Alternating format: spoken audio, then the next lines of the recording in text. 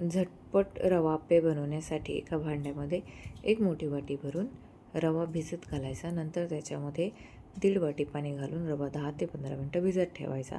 नंतर याच्यामध्ये काही व्हेजिटेबल्स घालून त्याच्यामध्ये कांदा, कोथिंबीर आणि टोमॅटो बारीक चिरून घातला आहे. हे सर्व साहित्य याच्यामध्ये मिक्स करून पिठामध्ये व्यवस्थित असं मिक्स करून घ्यायचं.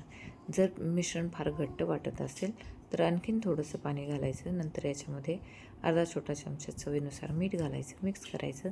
नंतर याच्यामध्ये एकदम छोटा चमचा सोडा घालून हे चांगलं फेटून घ्यायचं.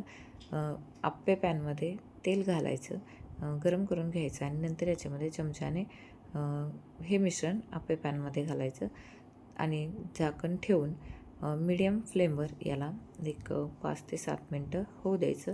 आप्पे खालच्या बाजूने झाल्यावर पलटून घ्यायचे आणि दुसऱ्या बाजूने देखील व्यवस्थित शेकून घ्यायचे. आपले झटपट आप्पे तयार आहेत.